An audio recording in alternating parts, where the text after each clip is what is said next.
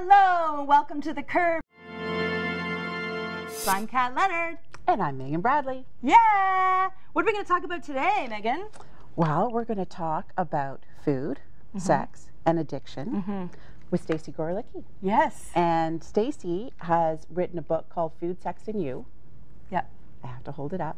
There's a link to all three. Such a good book, because whether you've had a food addiction or not, you relate. It's so relatable. Yeah, and it's funny because specifically with food and sex, there are things that we need for evolution, for survival, and yet we can become addicted to them. We can have an unhealthy relationship with them. That's right. Unlike other addictions where you can just be abstinent, you have to learn to live with these things every day. Exactly, and we're going to talk about where addictions come from. Yes. Why? What are the triggers?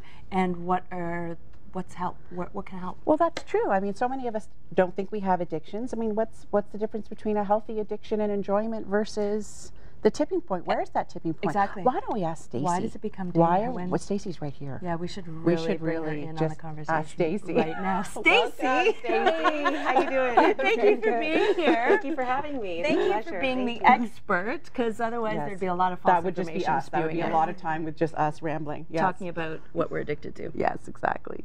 What is an addiction? It's so important to define it. In my opinion, an addiction is when you become so obsessive compulsive about something that it overtakes your life, that you can no longer function anymore. And this can be like an obsession where you can't have enough of it, or you avoid it, correct? Like, well, I guess either or. When you're no longer living. You're living to feed the addiction, whatever the addiction is, food, sex, gambling, shopping, where you can no longer, I guess, talk to people or be social because all you're thinking about is the addiction. It's just overtaking your life. Oh my goodness. How does it start? What's that slippery slope? Are some people more prone to it? Or is it a thing where if you nip it in the bud in the beginning, you can stop it? Or does it fuel itself? How does it work? How can we understand this? Great question. A lot of people think about biopsychosocial. I'm not sure if you've heard of the term. It could be biological, it could be psychological, or it could be social. So therefore, sometimes people think, is it something that we're born with? Is it something that our parents genetically gave to us? Is it something that we picked up in a social circle? Is it something that we get because we tried it once and then we keep going because we like the pleasure center? Or on the other hand, is it something that we're missing something? We're not dealing with something in our life, so therefore we have to fill a void, and we are now using a substance or something to fill that void.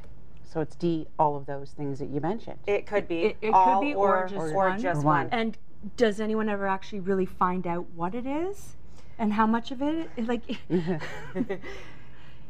It's very complex with a lot of soul searching and a lot of work that you do on yourself. It's not something, I guess, that you can figure out in a day, or over time you look into what it is and why you're using, or why you're abusing your body, because that's what an addiction is. You're abusing your body or your mind. And once you look at that, you will find out, why do I need to obsessively, compulsively use something over and over again, instead of just enjoying life, being present in the moment. A lot of people with addiction are not connected to their body. They're just spinning in their mind. Okay, so the difference between, say, an addiction and a habit, is there one? Is an addiction just a really forceful habit? And even if it's something good for you, I mean, exercising can be good for you. But people can take it to an addictive level. Yeah. So when I think of a habit, I think of somebody who can't stop biting their nails or picking at their skin.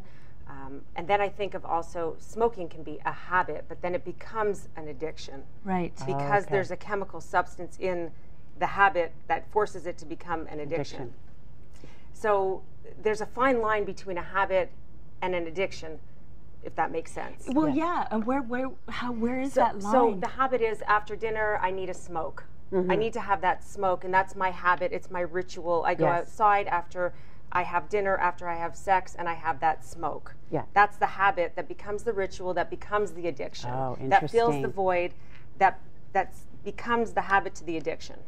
So when it comes to an addictive place, then you're constantly, even before that pre-activity, you're thinking about what you're going to do next. Your mind isn't even in the presence of your dinner or sex or whatever. You're thinking about that smoke, and if you don't get it, it's bad. Well, so I'll give you an example. I had an addiction. I had a food addiction. That's why I wrote Food, Sex, and You. I write in the book about my. You read the book, so I write about how I could be present with the people in front of me, and I constantly was thinking about, when am I going to binge next? When am I going to plan that next binge meal? And that was how I obsessed about food. And until I figured out myself, because I can only speak for myself, and then also the people that I work with, the clients that I have with me, what I see experientially is that my clients and myself, when I was going through the addiction, it's very hard to concentrate on anything around you when you're dealing with the addiction, because it overtakes. It's got a mind of its own. Okay, so it's not just that it's a constant thought popping in. You can no longer focus. You can't focus. When the thought pops in, it's like another brain. It's like you have two brains. You have the addictive brain, and you have your other brain. And once the addictive brain takes over, it's very hard to maintain your other brain. The addictive brain is very strong, and it can convince the other brain that it needs the substance. If it's, let's say, I'm just going to go with food because we're talking about food. It can convince the other brain that it needs to go in the cupboard and have that chocolate. And you can also convince yourself that you're just going to take one bite of the chocolate.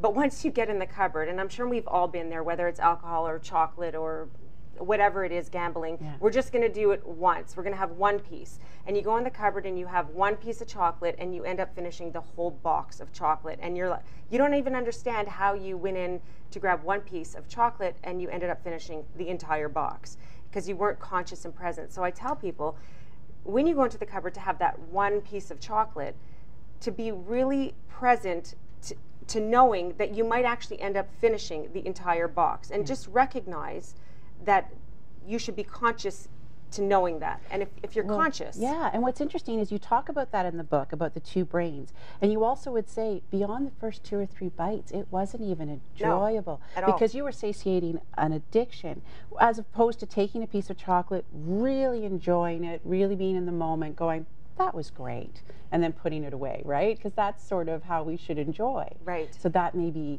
if you're struggling with addiction, it's you know, you're not doing it for the enjoyment anymore. You're doing it to feed that. That's the thing. I mean, we're all about joyful living and indulge when you want, but where does indulgence and self-sabotage begin?